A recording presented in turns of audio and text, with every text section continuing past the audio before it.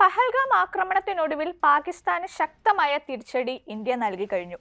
കരസേനയും നാവികസേനയും വ്യോമസേനയും സംയുക്തമായി നടത്തിയ ഓപ്പറേഷൻ സിന്ദൂർ പാക് അധീന കശ്മീരിലെ അടക്കം 9 ഭീകര കേന്ദ്രങ്ങൾ ഓപ്പറേഷനിലൂടെ തകർത്തതായി സൈന്യം അറിയിച്ചു.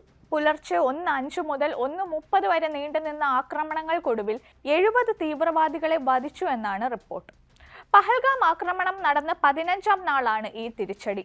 ഇന്ത്യ സൈനിക ആക്രമണങ്ങൾ നടത്തിയതായി സ്ഥിരീകരിച്ച പാകിസ്ഥാൻ പ്രധാനമന്ത്രി ഷഹബാസ് ഷെരീഫ് തിരിച്ചടിക്കുമെന്ന് പ്രതികരിച്ചു. 6 സ്ഥലങ്ങളിലായി 24 ആക്രമണങ്ങൾ നടന്നതായി പാകിസ്ഥാൻ സ്ഥിരീകരിച്ചിട്ടുണ്ട്. ആക്രമണങ്ങൾ നടന്നത് പാകിസ്ഥാനിലെ സൈനിക കേന്ദ്രങ്ങളിലല്ല, മറിച്ച് തീവ്രവാദ ക്യാമ്പുകളിലാണ് എന്ന് സർക്കാർ അഭിപ്രായപ്പെട്ടു. അതായത് ഭീകരതയ്ക്കെതിരെയാണ് ഇന്ത്യയുടെ മറുപടി. സൈനിക കേന്ദ്രങ്ങൾ ഒന്നും ആക്രമിക്കപ്പെട്ടിട്ടില്ല എന്നും സിവിലിയൻ നാശനഷ്ടങ്ങൾ റിപ്പോർട്ട് ചെയ്തിട്ടില്ല എന്നും സ്ഥിതിഗതികൾ വഷളായാൽ അത് നേരിടാൻ ഇന്ത്യൻ സായുധ സേന പൂർണ്ണമായും തയ്യാറാണ് എന്നും അതിർത്തി കടന്നുള്ള ഭീകരവാദത്തെ അടിസ്ഥാനപ്പെടുത്തിയാണ് തീവ്രവാദ ലക്ഷ്യങ്ങൾ തിരഞ്ഞെടുത്തത് എന്നും വ്യോമസേനയുടെ കമാൻഡർ വ്യോമിക സിംഗ് വാർത്താ സമ്മേളനത്തിൽ പറഞ്ഞു. ബഹവൽപൂർ, മുസാഫറാബാദ്, കോട്ലി, മുരിഡ്കെ, റാവ്ലാകോട്ട്, ചക്സാവേരി, ഭീംബാർ, നീലം വാലി, ഝലം, ചക്വാൽ തുടങ്ങിയ സ്ഥലങ്ങളിലാണ് ആക്രമണം നടന്നത്. ലഷ്കർ-ഇ-തോയ്ബ, ഹിസ്ബുൾ മുജാഹിദ്ദീൻ, ജെയ്ഷ്-ഇ-മുഹമ്മദ് എന്നീ 3 തീവ്രവാദ സംഘടനകളെയാണ് പ്രധാനമായി ഇന്ത്യ ലക്ഷ്യം വെച്ചത്. ഹാഫിസ് സയ്യിദ് നയിക്കുന്ന ഭീകര സംഘടനയായ ലഷ്കർ-ഇ-തോയ്ബയുടെ ആസ്ഥാനമാണ് മുരിഡ്കെ.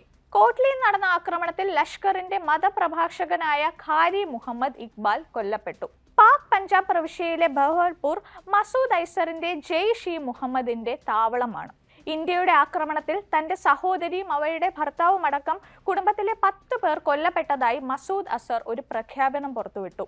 ഓപ്പറേഷൻ സിന്ദൂറിന്റെ 2 പ്രധാന ആക്രമണങ്ങളിൽ ഒന്ന് ബഹവൽപൂരിലെ സുഫാൻ അള്ളാഹ് സമുച്ചയത്തിലായിരുന്നു. ആക്രമണത്തിൽ തകർന്ന ക്യാമ്പിനുള്ളിലെ ജാമിയ മസ്ജിദിന്റെ ദൃശ്യങ്ങൾ ഇതിനോടകം തന്നെ പുറത്തു വന്നിരുന്നു. 18 ഏക്കറിലായി നീണ്ടുകിടക്കുന്ന സുഫാൻ അള്ളാഹ് ക്യാമ്പ് ജെയ്ഷ്-ഇ-മുഹമ്മദിന്റെ റിക്രൂട്ട്മെന്റ്, ഫണ്ട് റേസിംഗ് തുടങ്ങിയവയ്ക്കുള്ള കേന്ദ്രമാണ്. JEMന്റെ സംഘടനയായ അൽ റഹ്മാൻ ട്രസ്റ്റാണ് മസ്ജിദിന് ധനസഹായം നൽകി വന്നിരുന്നത്. 2012-ലായിരുന്നു ജാമിയ മസ്ജിദ് പരിശീലന സൗകര്യങ്ങളുള്ള ഒരു വലിയ സമുച്ചയമായി പുതുക്കി പണിതത്.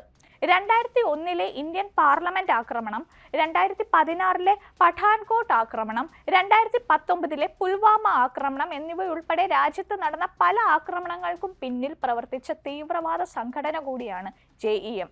ഇന്ത്യൻ ഇന്റലിജൻസ് തുടർച്ചയായി പിന്തുടർന്നിരുന്ന ഒരു വ്യക്തിയാണ് മസൂദ് അസർ. എന്നാൽ അയാൾ നിലവിൽ എവിടെയുണ്ട് എന്നതിനൊരു കൃത്യത ലഭിച്ചിട്ടില്ല. ജീവനോടെ ഉണ്ടോ എന്നതിലും സംശയമുണ്ട്.